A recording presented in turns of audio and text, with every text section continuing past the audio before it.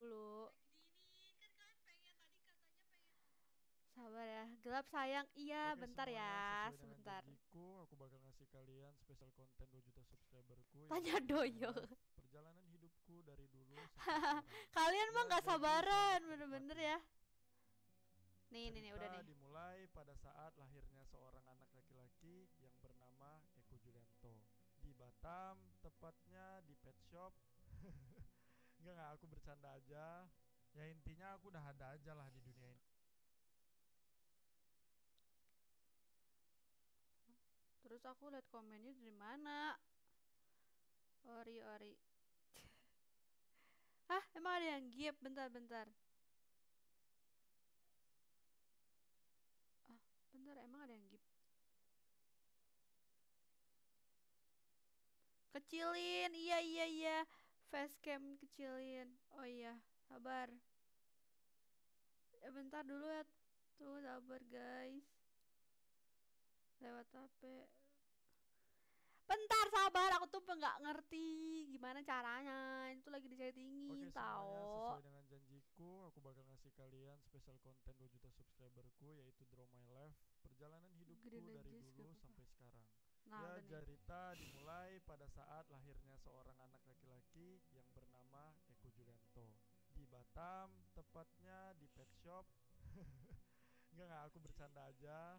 Ya intinya aku udah ada aja lah di Nih dunia ini aku udah ya. ini ya guys Pada lagi. tanggal 24 Juli 1998. Waktu aku masih dalam kandungan, bapakku ninggalin ibuku, atau bisa dibilang ayah dan ibuku itu bercerai sebelum aku lahir, guys. Mm-mm. Lalu waktu aku kecil, ibuku pindah dan tinggal di suatu tempat penginapan Astaga, atau ini mungkin apa? bisa dibilang Sebentar. seperti ruko. Dan di situ ibuku bertemu dengan seorang laki-laki yang sekarang menjadi ayah tiriku.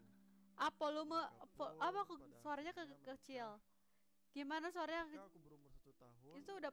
Oh ya. akhirnya orang tuaku membeli rumah Nih dan volumenya udah kami gede tinggal belum? di situ dan menjadi keluarga yang cukup bahagia. Waktu aku TK, bisa dibilang aku itu anak yang lumayan terkenal dan berprestasi ya guys.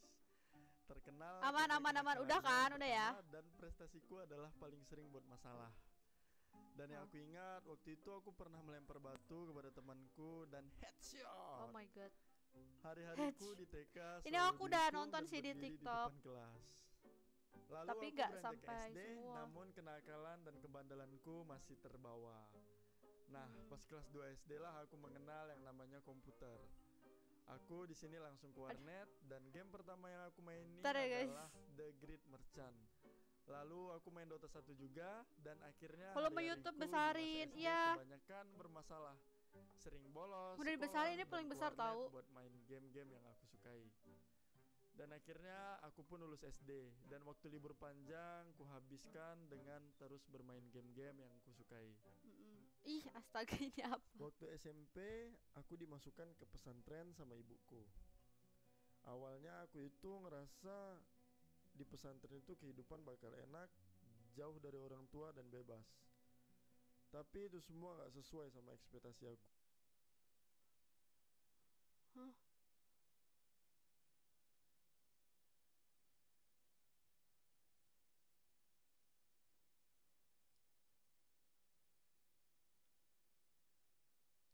Bentar guys. Ini aku nggak ngerti guys. Jadi tolong harap dipaklumi. Oh my god.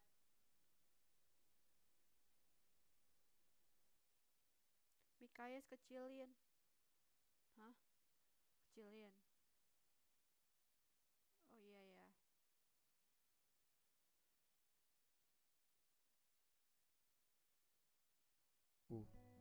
Dan akhirnya aku gak kuat karena kehidupan di pesantren rupanya gak bebas, berusaha mandiri dan lain-lain. Lalu waktu aku naik ke kelas 2, memutuskan Guys, untuk tonton dulu ya, pindah guys. sekolah ke Aku SMP biasa. penasaran nih. Di situ aku senang banget karena aku bisa dapat kebebasan. Dan ibuku membelikan aku komputer supaya aku nggak mengulangi kebiasaan aku dulu yang sering bolos, dan ternyata semua tidak sesuai harapan, malah jadinya lebih Kekecilan parah. Mikayes, ya ampun, tadi katanya kebesaran. Waktu itu aku sampai bolos 3 bulan. Udah kalian nonton dan aja ibu dulu aku guys. sering banget dipanggil ke sekolah. Tapi pada akhirnya aku pun masuk ke sekolah lagi seperti biasanya, menjadi anak baik. Waktu itu dengan uang jajanku yang 7.000, gimana caranya aku harus nyisihin duit buat main warnet, makan, dan ongkos. Terkadang aku ngasih uang kurang ya, ke guys, supir jangan angkotnya, dan akhirnya supirnya marah-marah. Terkadang juga aku bela-belain jalan kaki supaya bisa sisihin uang untuk main warnet. Masuklah aku ke masa SMK. Jurusanku multimedia. Waktu aku kelas 1 SMK, mulailah kenal yang namanya naksir sama perempuan. Jadi, naksir. Waktu itu Pak Boy aku naksir percaya sama diri siapa? karena kegantenganku dan aku cukup ngerasa banyak yang naksir. Sampai-sampai aku ngerasa bude kantin pun naksir sama aku. Ya ampun. Waktu itu aku pernah dekat sama kakak kelas juga, dan itu agak lumayan sih perbedaannya. Dia kelas 3 SMK dan aku baru kelas 1. Fuckboy ya, iya Nah, fuckboy. disitulah aku mulai Enggak, jarang guys, banget fuckboy, yang karena namanya cuma main deketin game. satu orang. Tapi karena kelasku di jurusan multimedia, kebanyakan murid perempuan. Dan setiap harinya ya mainnya sama perempuan. Terus aku tuh mulai bosen, jenuh, nggak tahan. Iya. Akhirnya ya aku pindah ke jurusan TKJ atau IT guys ya. Dan di kelas 2 SMK aku udah gak deket lagi sama kakak kelasku. Ya, Akhirnya bebas kasihan di bermain ghosting, dengan guys. teman-teman cowok di Parah jurusan banget itu. nge-ghosting Dan nih, bisa fuckboy. seru-seruan, asik lah pokoknya ya. Waktu kelas 2 SMK, ibuku dan adikku pindah ke Singapura untuk ikut Ayah diam ayahku. dulu. Oke, aku Mereka diam. pindah ke warganegaraan, dan akhirnya aku tinggal sama nenek aku. Dan disitulah aku mulai balik lagi jadi anak yang rajin ya guys. Rajin bolos, rajin main game, dan kerajinan-kerajinan lain lah pokoknya. Balik lagi lah aku kayak dulu, itu aneh lah. Ditambah aku lebih suka menyendiri, main sendiri, karena fokusku hanya untuk main game. Sampai aku akhirnya gak punya teman dan aku menutup diri. Sering orang bilang tuh aku tuh introvert saat itu. Aku bolos sekolah sampai 3-4 bulan. Aku gak punya teman karena dijauhin, dan makin gak enak rasanya jalanin hari-hari di sekolah. Akhirnya bolos, dan bolos. Bermain game sampai lupa waktu, itu sudah menjadi hiburan terbaikku saat itu. Masuk di semester 2 kelas 2 SMK. Disitulah aku merasa dapat musibah guys. Ayahku meninggal dan itu menjadi suatu pukulan berat buatku. Aku harus naik bersyarat dan pindah sekolah karena banyaknya masalah-masalahku. Setelah itu, suatu hari aku bertemu dengan seorang wanita di depan rumahnya, yaitu Tiora yang sekarang sudah menjadi istriku. Waktu itu aku berkenalan sama dia, dan selang 2 hari aku menembak dia dan headshot. Nggak bercanda ya. Aku menyatakan perasaan sama dia dan akhirnya berpacaranlah aku dengan dia. Bajunya. Namun selang 1 jam aku diputusin tuh. Intinya masa-masaku dulu penuh dengan hal suram guys. Namun setelahnya aku mencoba meyakinkan dia. Akhirnya dia pun mau. Jujur aja saat itu aku butuh banget yang namanya pendamping, dan membutuhkan sosok yang dapat menemaniku. Yang bisa gantiin sosok ibuku dan adikku, karena aku jauh dari mereka. Di kelas 3 SMK, guru dan ibuku selalu mengingatkanku, yang penting tuntaskan dulu SMK dan setelahnya aku bebas mau ngapain aja. Dari situ aku mulai sadar dan merubah diriku. Aku mulai rajin ke sekolah, belajar dan menuntaskan masa SMK-ku dengan semestinya. Waktu itu libur sangat panjang, dan seperti biasa ya aku melanjutkan kebiasaan aku lah di warnet ya. Namun saat bersamaan aku pun mulai jenuh dengan game Dota. Dan waktu itu Android sudah mulai ramai, makin canggih. Akhirnya aku mulai terjun di dunia game mobile. Game mobile yang sering kumainkan adalah Vainglory. Aku main bareng kawan dekatku yaitu Odi dan Sawe. Dan masuklah di masa-masa kuliahku nih guys. Hiruk pikuk dunia perkuliahan aku jalani. Sembari kuliah, aku menjalani bisnis kuliner milik ibuku. Dan di saat bersamaan, Tiora juga punya bisnis sederhana, yaitu produksi jilbab sendiri. Setelah fokusku terbagi, dan aku harus memilih mana yang harus kutekuni. Akhirnya aku pun memilih untuk merelakan kuliah dan menjalani bisnis kuliner ibuku saat itu. Begitupun Tiora, karena kami berdua sama-sama memiliki iktikat baik untuk berkeluarga. Akhirnya kami pun menikah. Wih, menikah.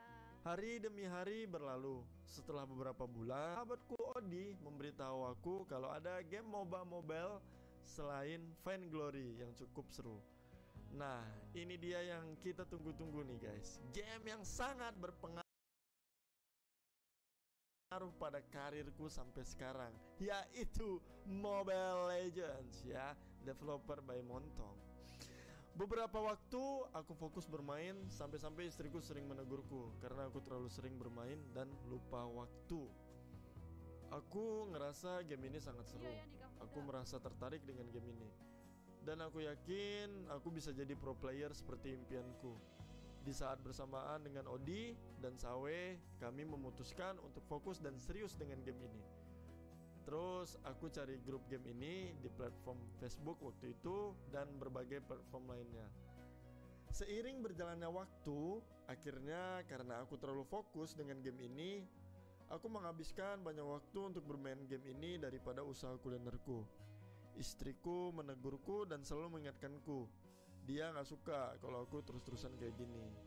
Tapi aku tidak langsung mengiyakan untuk berhenti bermain. Dan tibalah saatnya dia memberitahuku kalau dia lagi hamil.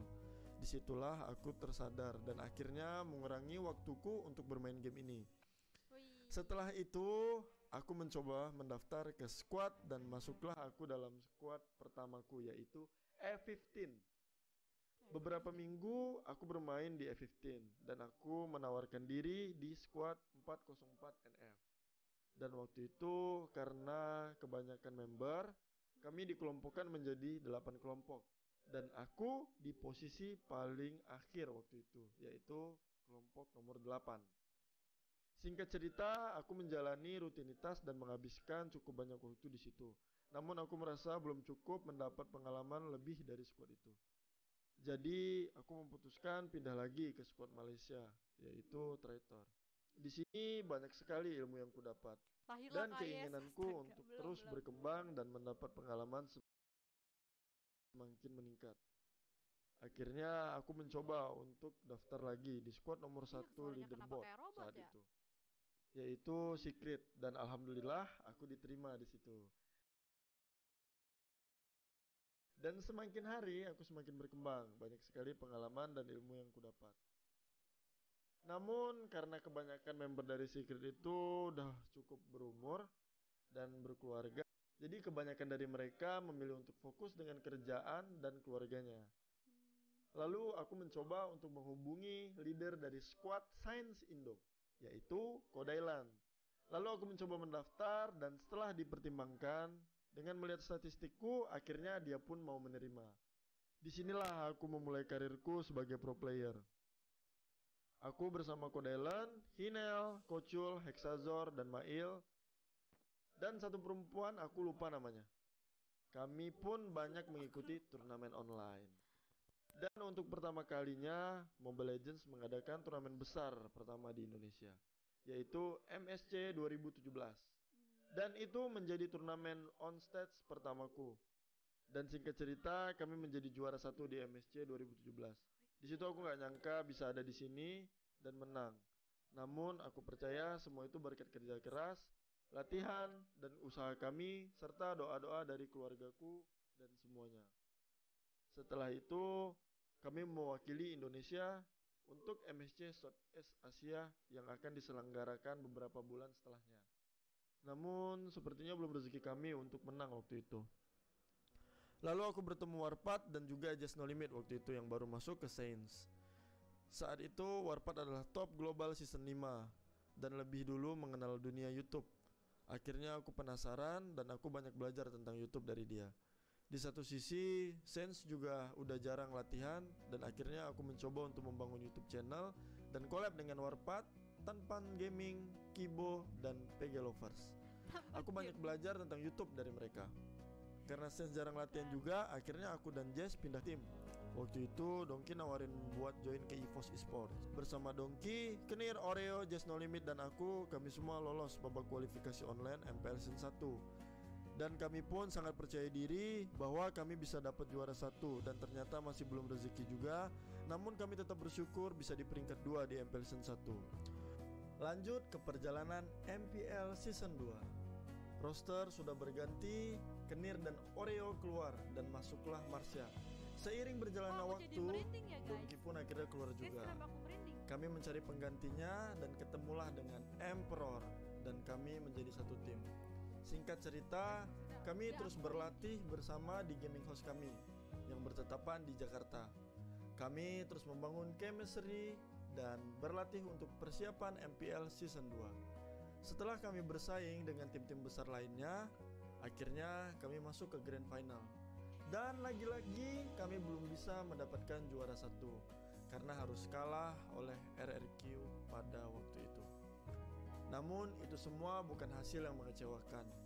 Aku tidak patah semangat dan tetap optimis kalau next pasti bisa jadi juara. Tetapi sangat disayangkan kami harus berpisah dengan Step atau Marsha dan Joe yang keluar dari EVOS juga. Di perjalanan MPL Season 3, roster terus berganti. Akhirnya aku, Jess, Rek, Jiao, dan Ji menjadi satu tim di MPL Season 3. Dan coach kami awalnya Gimmick. Namun Gimmick keluar dan digantikan oleh Bjorn atau Zeus. Saat itu kami sangat aktif dan serius dalam latihan, sampai-sampai harus berlatih ke Filipina. Setelah itu dimulailah MPL Season 3. Aku cukup yakin kalau kita bisa juara kali ini. Namun semua harus berakhir dengan hasil yang cukup membuatku merasa sangat jatuh. Mengalami kekalahan telak dan harus berakhir di posisi ke-8. Di situ aku berpikir, aku masih banyak kekurangan. Rasanya ketika aku udah berjuang keras, mati-matian untuk latihan, dan semua itu masih juga belum cukup ternyata. Sempat terpikir olehku untuk berhenti dan hilang semangat untuk mengikuti MPL lagi. Aku merasa mungkin belum takdirku untuk bisa menang. Hingga tiba saatnya suatu hari aku duduk di suatu kafe dan aku melihat ada tulisan motivasi dari Muhammad Ali. Waduh, penggila quotes bro. Kata-kata yang membuatku kembali termotivasi untuk mendapatkan goals atau tujuanku. Akhirnya aku pun memutuskan untuk lanjut. Setelah beberapa waktu berlalu, masing-masing dari kami ada yang memutuskan untuk berhenti, kecuali aku dan Rek. Dan seperti biasa, roster terus berputar. Dan akhirnya roster untuk MPL Season 4 terbentuk, yaitu aku, Rek, Luminer, Wan, dan Dongki dengan Z sebagai coach. 1 minggu terbentuk, kami langsung memenangkan INC dan mempersembahkan piala untuk EVOS ML yang awalnya aku drop banget. Sewaktu itu menjadi semakin percaya lagi dan memiliki semangat penuh layaknya baterai yang habis dicas bro. Singkat cerita, setelah banyak pengorbanan dan waktu yang kami curahkan untuk latihan dan bersaing di MPL Season 4 dengan persiapan yang aku rasa sudah mencapai 1000% dan chemistry yang cukup. Oke, aku merasa di tim ini bukan hanya sekedar partner, namun sudah seperti keluarga ketiga setelah keluarga kecilku. Dengan terus berdoa, karena kami yakin Tuhan tidak tidur, dan tentu juga berkat doa dan dukungan kalian semua, akhirnya kami berhasil menjuarai peringkat nomor 1 MPL Season 4. Kosong-kosong ya. Let's go. Nice. Main yang terbaik dari semua di Bali. EVOS! Stiker gitu loh, stiker gitu loh, stiker gitu loh, stiker gitu loh, stiker gitu loh. Tapi yang diundang. FPL Indonesia.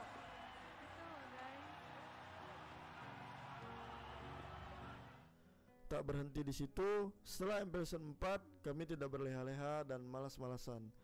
Terus berlatih lagi dan berdoa, karena yang ada di hadapan kami adalah hal yang lebih besar dari ini, yaitu turnamen M1 World Championship dan SEA Games 2019 cabang Mobile Legends. Tiba saatnya M1 diselenggarakan di Malaysia. Aku nggak nyangka bisa sampai berada di titik ini, dimana ini adalah ajang kompetitif berskala dunia. Melawan banyak tim-tim hebat dari berbagai negara, kami pun berhasil masuk ke tahap final. Di sini aku merasa kesabaran dan mental kami sangat diuji. Berkat doa kami, doa keluarga, dan doa dari pendukung kami seperti mendapatkan keajaiban yang selama ini belum pernah kami rasakan. Dan kami memenangkan M1 World Championship ini. EVOS Legends become a legend for M1 Mobile Legends Ranked World Championship 2019. EVOS Legends begitu menggila seperti yang KB katakan juga. EVOS Legends menuakan suatu hal yang luar biasa tentunya. Perjalanan mereka begitu menggila sampai pada titik ini. Tanpa adanya Lon, tanpa adanya Turtle yang ketiga, mereka strike push, mereka melakukan push dengan sangat luar biasa. EVOS Legends benar-benar menjadi legend. Aku merasa bahagia dan bersyukur. Akhirnya Tuhan mengizinkan kami untuk mengangkat piala M1 ini. Alhamdulillahnya aku berkesempatan untuk mewakili Indonesia di ajang SEA Games 2019 di Filipina. Yang belum tentu kedepannya di SEA Games cabang Mobile Legends ada lagi. Di sini aku berpikir kalau aku nggak boleh nyanyain kesempatan ini. Akhirnya SEA Games pun dimulai. Akan tetapi takdir berkata lain. Kami harus puas di peringkat kedua dan tetap bersyukur karena menurutku SEA Games sangat berarti dan gak membuatku kecewa dengan semua yang telah ku perjuangkan. Dan pada akhirnya aku berpikir mungkin udah saatnya aku berhenti berkompetitif dulu. Telah banyak suka duka yang kulewati, sekarang saatnya aku untuk istirahat. Dan satu alasan lain juga, selain aku ingin fokus ke keluarga. Ya mungkin ini terdengar lucu ya, tapi ini memang yang aku rasakan. Entah kenapa saraf jempolku itu seperti tidak beres. Terkadang tuh aku ngerasain jempolku ini kram. Tapi sekarang aku fokus ke keluarga, streaming, bikin konten, dan mengurus beberapa bisnis kecilku. Aku sangat berterima kasih kepada Tuhan, keluargaku, kerabat dekatku, dan kalian semua yang udah mensupportku. Tanpa adanya support dari kalian semua, belum tentu aku sampai di titik ini. Hanya Tuhan yang dapat membalaskan kebaikan semua. Aku sangat berterima kasih kepada Tuhan, keluargaku, kerabat dekatku, dan kalian semua yang sudah mensupportku. Hanya Tuhan yang dapat membalas kebaikan kalian semua. Mungkin cukup sampai di sini aja Draw My Life-ku. Lebih kurangnya tolong dimaafkan guys ya. Makasih banyak semua buat kalian. Sekali lagi terima kasih semuanya yang udah menonton video Draw My Life-ku ini.